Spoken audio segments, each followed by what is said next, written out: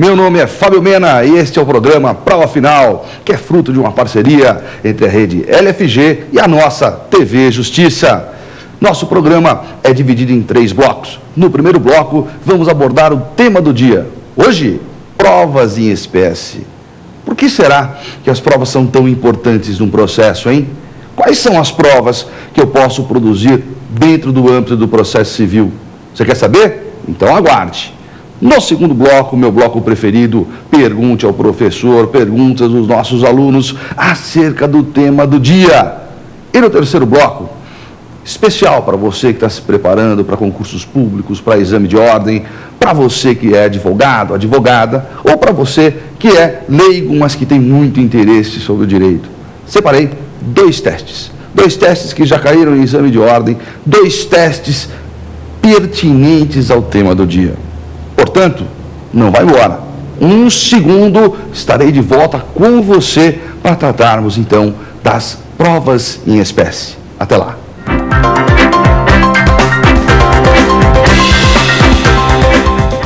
Muito bem. Viu como foi rápido? Eu queria dizer uma coisa. É um prazer ter você aqui nesse programa. Na verdade, fazendo esse programa para você. Vamos então ao tema do dia. Vamos falar de provas em espécie. Quando se fala em provas, normalmente nós lembramos desses grandes casos que nós temos na televisão, divulgados da imprensa, caso Bruno, e assim por diante. Ou seja, normalmente nós atrelamos as provas ao processo penal. Mas as provas também são muito importantes dentro do processo civil. É claro que existem diferenças importantes entre processo civil e processo penal. Claro que existem. E principalmente quanto às provas.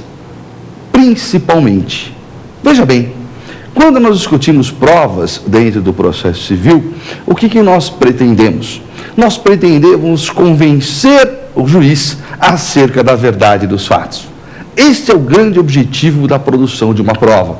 Repito, convencer o juiz acerca da verdade dos fatos. E não necessariamente demonstrar a veracidade dos fatos. Por quê? Porque se eu conseguir convencer o juiz de que determinado fato é verdadeiro, está resolvido o meu problema. Basta convencê-lo. Para tanto, o Código de Processo Civil dispõe de alguns meios de prova. Entre eles, vamos destacar os mais importantes: a prova documental, a prova pericial, a chamada inspeção judicial e, é claro, as provas orais. Quando falamos em provas documentais, nós temos aí uma série de documentos que podem ser apresentados no processo.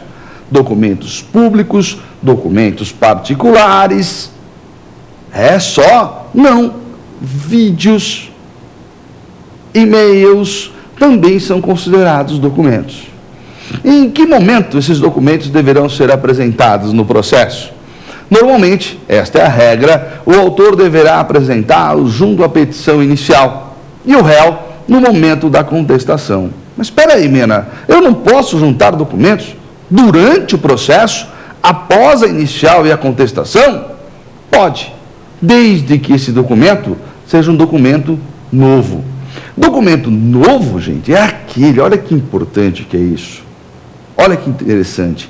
Documento novo ou é aquele documento que eu não tive acesso no momento que eu deveria apresentá-lo, ou então é aquele documento que não existia naquele momento.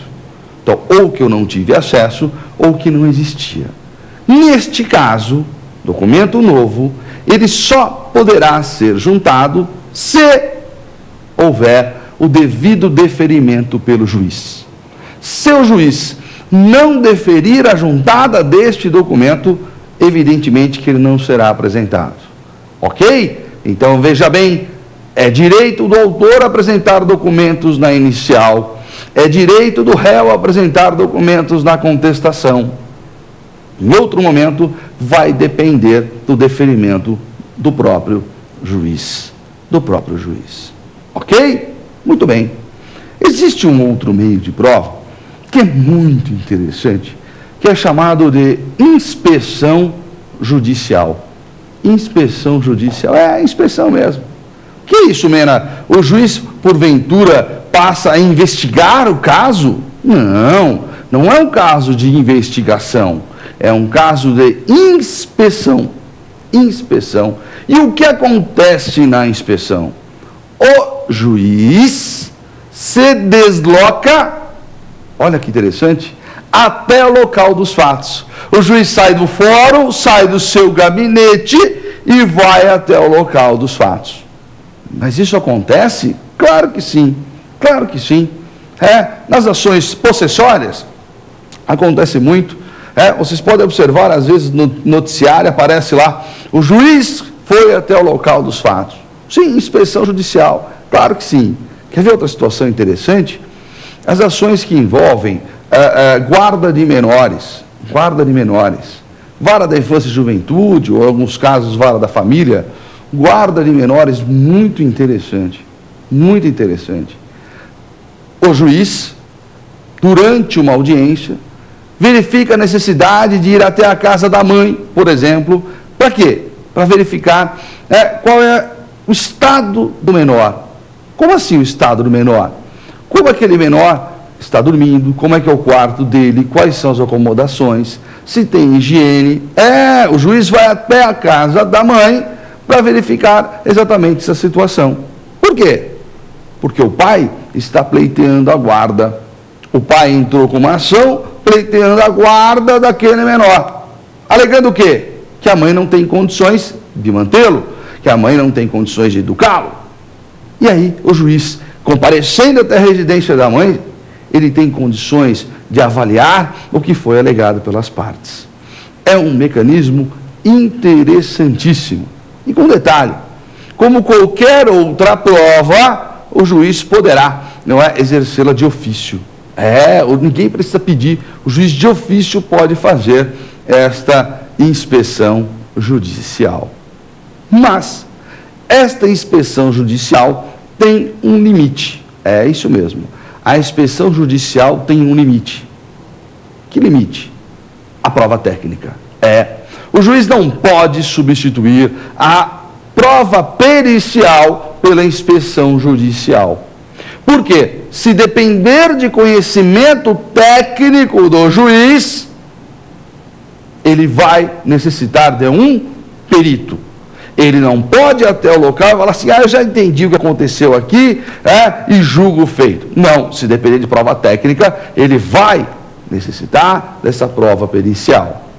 Existem vários casos que, aparentemente, uma mera constatação de um leigo leva o cidadão a uma conclusão. Claro que sim, isso acontece conosco todos os dias.